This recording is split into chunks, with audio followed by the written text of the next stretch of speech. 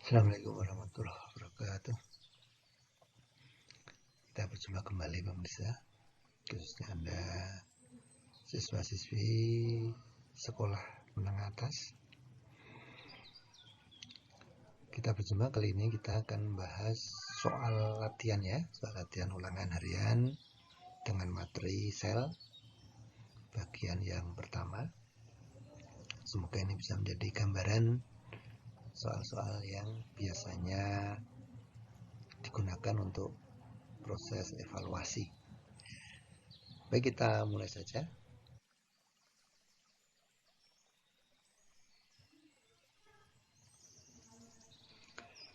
Soal yang pertama, kita baca soalnya ya. Organel sel yang ada pada sel hewan tetapi tidak ada pada sel tumbuhan adalah, mana ini? Kita lihat pilihannya ya. A. Nukleus, B. Ribosum, C. Retikulum endoplasma. Maaf, ini ada salah ketik sedikit. Kemudian yang D. Centriol, yang E. Mitokondria. Yang mana? Yang tentu untuk bisa menjawab soal ini kita harus ingat dulu perbedaan bagian-bagian sel hewan dan bagian-bagian sel tumbuhan.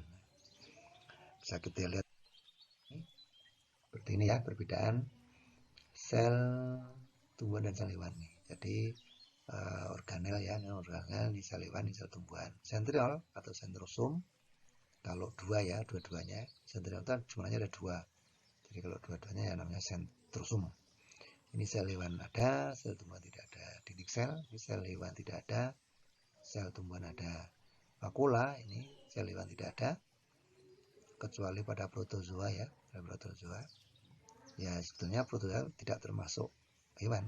Protozoa itu kan kingdomnya kingdom protista, sedangkan kalau hewan kan kingdomnya kingdom animalia. Jadi memang berbeda. Tapi ya ini untuk sekedar tambahan informasi ya, tambahan informasi. Karena protozoa itu mirip dengan hewan ya, bisa bergerak leluasa. Kemudian vakuola kalau pada tumbuhan itu ada ya, dengan ukuran yang besar biasanya untuk sel-sel yang sudah tua ya.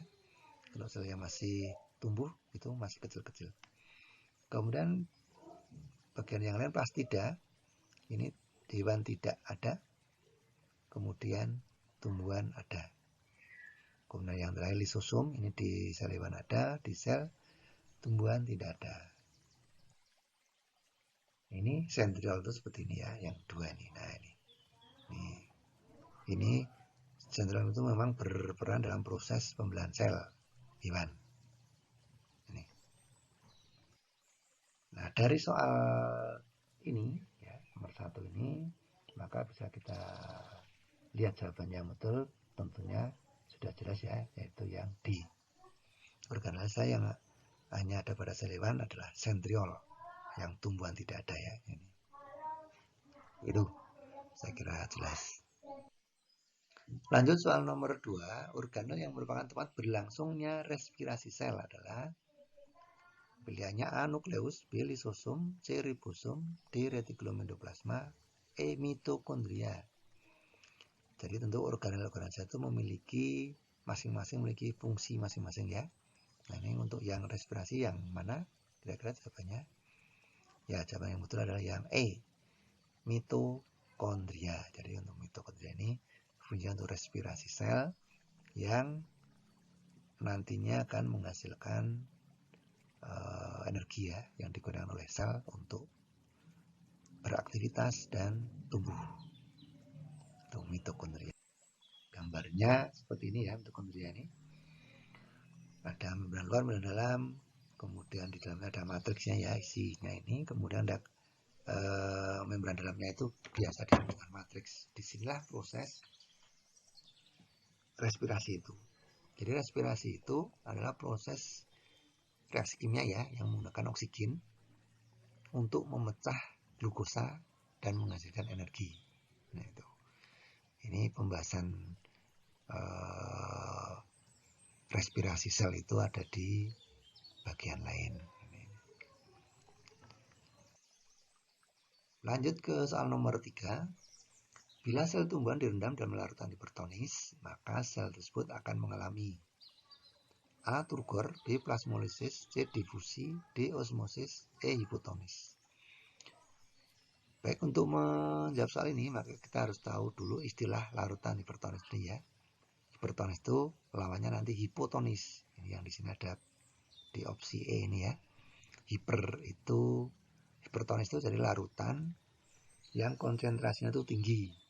Nah, sedangkan hipotonis itu larutan yang konsentrasinya rendah.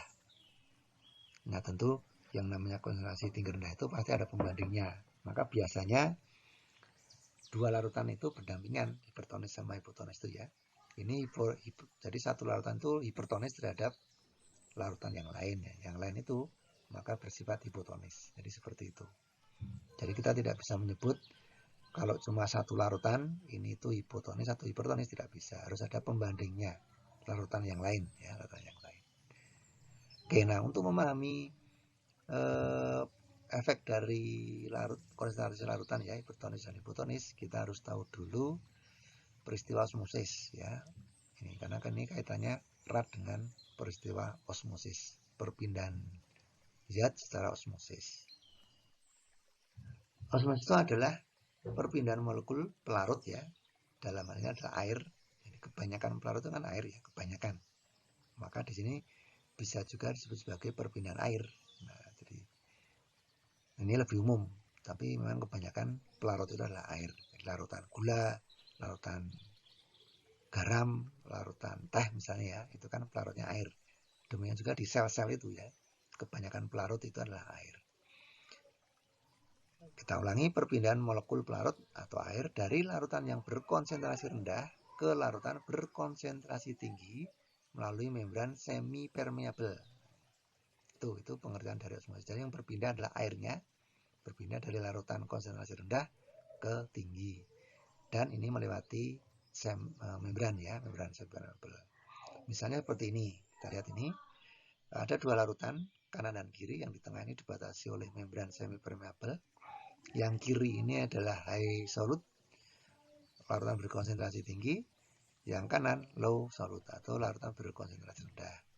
Nah, seperti ini maka kita bisa sebut yang kiri ini hipertonis terhadap yang kanan. Yang kanan ini hipotonis terhadap yang kiri. Seperti itu ya. Itu makna dari hipertonis dan hipotonis. Nah, kalau ini terjadi posisi seperti ini, maka akan terjadi perpindahan pelarut, dalam hal ini air ya. Ini air ini digambarkan yang bintik-bintik merah. Yang zat berlarutnya ini yang biru-biru. Jadi yang kiri kan larutannya lebih pekat ya, karena berarti konsentrasinya lebih tinggi. Yang kanan ini konsentrasinya lebih rendah, jumlah biru-birunya lebih sedikit, lebih banyak airnya, jadi lebih encer gitu. Nah, kalau ini terjadi, maka airnya akan berpindah ke kiri. Ini yang disebut sebagai osmosis. Jadi perpindahan air dari konsentrasi rendah ke konsentrasi tinggi, seperti ini. Ini nanti maka yang terjadi adalah volume larutan yang kiri akan naik. Nah, akan naik. Ini sampai kapan? Sampai nanti ini ya, saya ulangi, ini naik, yang kanan tentu turun karena airnya berpindah ke kiri. Ini berpindah ke kiri, jadi yang kiri naik, yang kanan turun. Volume larutan yang kiri itu bertambah, volume larutan yang kanan berkurang. Kenapa? Karena airnya berpindah. Sampai kapan terjadi prosesnya? Sampai nanti konsentrasinya kedua larutan itu sama. Atau yang disebut sebagai isotonis, jadi sama. Dan itu akan berhenti. Tidak ada perpindahan air lagi. Seperti itu. Jadi pemahaman osmosis itu seperti itu. Nah, kembali ke soal tadi, bila sel tumbuhan direndam dalam larutan hipertonis, maka sel tersebut akan mengalami. Nah, kalau suatu sel direndam di dalam larutan hipertonis, berarti kan konsentrasinya lebih tinggi, maka air di dalam sel itu akan keluar. Jadi akan keluar. Kenapa? Karena ya tadi konsentrasinya berbeda di dalam dan di luar. Di dalam lebih hipotonis daripada di luar yang hipertonis ini. Jadi airnya keluar. Kalau itu terjadi, apa yang dialami oleh sel tersebut? Maka jawabannya adalah yang B. yang kita kenal dengan istilah plasmolisis. Nah, seperti apa gambarannya? Seperti ini ya gambaran plasmolisis yang bawah nih. Ini untuk sel tumbuhan plasmolisis itu. Jadi ada dinding selnya nih ya, ini. Yang atasnya adalah sel hewan. Kejadiannya sama nih, jadi air keluar, ini air keluar. Kalau pada sel hewan, kalau airnya keluar banyak ya, maka selnya akan menyusut, jangan airnya keluar. Dikenal dengan istilah krenasi. Kalau pada tumbuhan tidak menyusut, kenapa? Karena ada dinding selnya. Tidak mungkin selnya itu menyusut. Dinding sel kan lebih kuat ya. Nah, jadi kalau airnya keluar maka yang menyusut itu hanya membran selnya. Ini menyusut nih. Lepas dari dinding selnya. Nah, ini yang disebut sebagai plasmolisis. Nah, jadi membran plasmanya, membran selnya itu yang menyusut. Nah, ini kalau berlanjut ya ini akan lepas. Nah, ini jadi ruang kosong nanti seperti ini ya. Itu plasmolisis itu seperti itu. Jadi jawaban yang tadi soal nomor tadi ya itu plasmolisis. Kalau sel itu ditaruh di larutan yang hipertonis karena airnya keluar seperti ini, keluar seperti ini.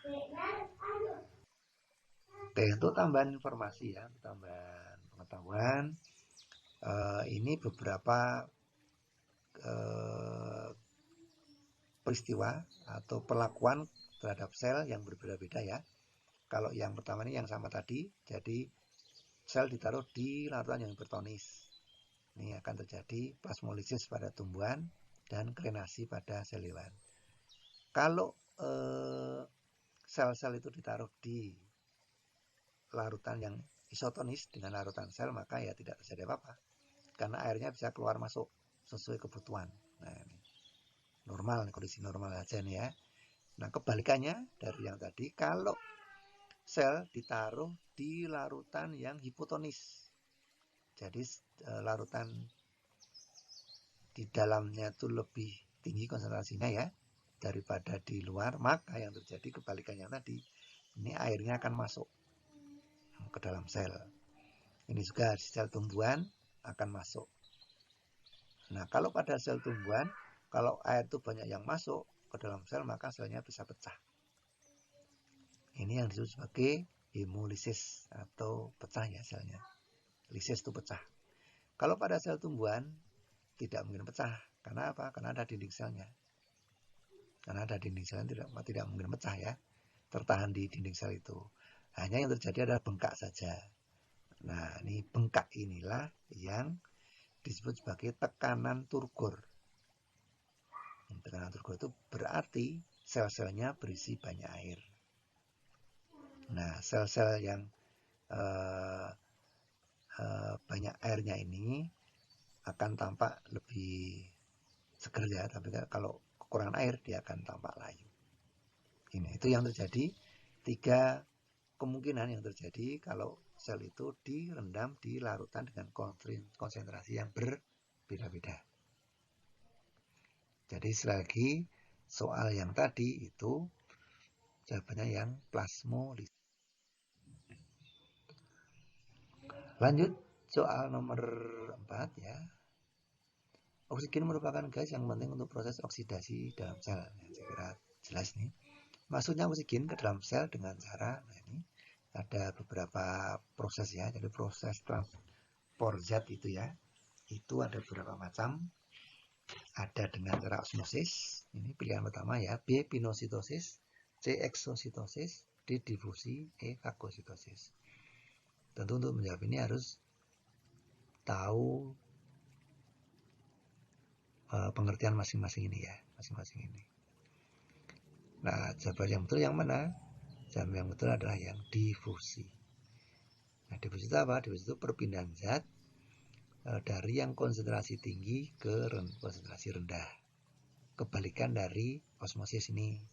Kalau osmosis itu perpindahan larutan, perpindahan pelarut dalam hal ini air ya, dari konsentrasi rendah ke tinggi. Nah, kalau dilihat dari konsentrasinya ini kebalikan ya, difusi sama osmosis itu. Tapi yang berpindah berbeda. Kalau osmosis itu yang berpindah airnya, kalau difusi yang berpindah zatnya. Jadi saya ulangi, difusi ini perpindahan zat dari konsentrasi tinggi ke rendah. Nah, oksigen itu masuk ke dalam sel dalam proses difusi. Kalau yang pinositosis, eksositosis ini berbeda ya, berbeda. Eksositosis itu pengeluaran zat, pinositosis itu pemasukan zat dalam sel ya, dalam bentuk cairan. Fagositosis itu memasukkan zat ke dalam sel dalam bentuk zat padat. Sekali lagi, jawaban ini yang betul yang D. Jadi maksudnya oksigen ke dalam sel itu dalam melalui proses difusi. Seperti apa gambarannya? Seperti ini. Jadi berlangsungnya transfer oksigen masuk ke dalam sel itu di alveolus seperti ini. Ini paru-paru ya. Ini ada bronkus primer, kemudian nanti bercabang-cabang, secondary bronkus sampai ke percabangan branchiola yang kecil-kecil. Yang kecil-kecil, baru ujungnya adalah alveoli atau alveolus. Disinilah terjadi difusi oksigen tadi. Ini gambaran alveolusnya. Alveolus itu nanti dipenuhi oleh kapiler-kapiler darah. Disinilah terjadi proses difusi oksigen tadi ya, di sini. Jadi pertukarannya itu ya, difusinya itu dari rongga alveolus ini masuk ke dalam pembuluh darah ini, ya, baru nanti dikirim ke sel-sel. Nah, perpindahannya itu secara difusi tadi ya, dari ini kan bernapas, kita bernapas menghirup oksigen, ini ke bronkus, ini cabang bronkus, dari trachea tadi ya di atas masuk ke ujung ke alveolus. Nah, dari alveolus inilah nanti oksigennya masuk ke pembuluh darah seperti ini. Nah, itu secara difusi. Kenapa bisa difusi? Karena konsentrasi oksigen di alveolus itu lebih tinggi daripada konsentrasi di kapiler-kapiler darah yang ini. Seperti itu. Ini gambar yang lebih tinggi lagi ya. Yang atas ini alveolus, rongga alveolus ya, di mana oksigen itu berada. Oksigen yang ada di alveolusnya asalnya dari kita bernapas, dari kita hirup, pernapasan kita ya, masuk ke alveolus ini. Kemudian yang bawah ini adalah kapiler darah, sel-sel kapiler darah ya, kapiler darah. Nah, terjadi perbedaan tekanan antara oksigen di alveolus dengan di sel atau di kapiler darah ini. Kita lihat di sini tekanan oksigennya itu 100 mm Hg, sedangkan di sel ini hanya 40 mm Hg. Jadi kan berbeda jauh. Oleh karena itu secara otomatis oksigen akan masuk ke dalam kapiler darah. Karena perbedaan konsentrasi tadi. Nih, B itu ya. Jadi masuknya oksigen itu secara difusi ke dalam sel itu melalui kapiler darah. Kalau yang ini, yang kanan ya, ini tambahannya aja, ini yang CO2. Nah, CO2 itu kan zat buangan, jadi kita buang lewat pernapasan kita ya, lewat paru-paru juga. Nah, dari kapiler darah masuk ke alveolus itu juga karena perbedaan konsentrasi. Jadi secara difusi juga, secara difusi. Yang di alveolus itu konsentrasi CO2-nya lebih rendah, yang di sel lebih tinggi. Yang ini 40 mm Hg, yang di sel itu 46.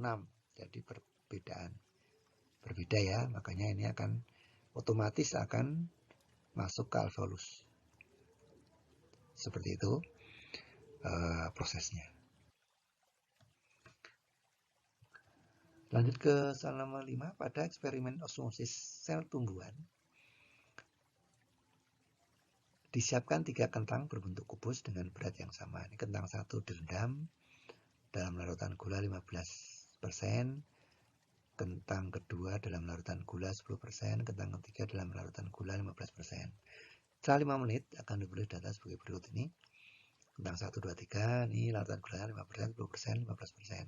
Berat yang hilang, jadi berat kentang itu ya kan berkurang, jadi yang hilang beratnya. 0,25% gram dari berat awal. Yang 10 rendaman 10% gula itu 0,6% gram. Yang 15% itu 1,5% gram yang hilang dari berat awal. Seperti itu. Ini datanya. Dari data tersebut dapat disimpulkan bahwa berat yang hilang itu sebagai akibat apa? Ini A. Larutan gula hipertonis dan terhadap larutan sel. B. Larutan gula hipotonis terhadap larutan sel. C. Larutan gula dan cairan sel isoosmosis. D. Cairan sel hipertonis terhadap larutan gula. E. Larutan gula dan cairan sel isotonis. Yang mana jawabannya? Ini masih kaitan dengan osmosis tadi ya. Osmosis tadi. Jadi kalau kentang itu direndam di dalam larutan gula, tadi kita lihat datanya semakin besar konsentrasi gulanya, larutannya itu ya, maka berat kentang yang hilang akan bertambah. Artinya kentangnya itu makin ringan. Kenapa? Karena air dalam kentang itu akan keluar. Karena proses osmosis ya. Karena proses osmosis. Kenapa kok keluar? Nah ini untuk menjawab pilihannya ini. Kenapa bisa keluar? Karena jawabannya adalah yang A. Larutan gula itu bersifat hipertonis terhadap larutan sel. Nah kalau itu terjadi kan berarti air dalam sel tadi kan keluar. Nah dengan keluarnya air berarti berat kentang makin berkurang. Bisa dipahami ya? Bisa dipahami. Itu. Jadi kalau yang lain ini pilihannya salah. B, C, D itu pilihannya salah. Jadi yang betul lagi yang A. Baik, itu beberapa contoh soal ya. Beberapa contoh soal akan kita lanjutkan di pertemuan yang lain.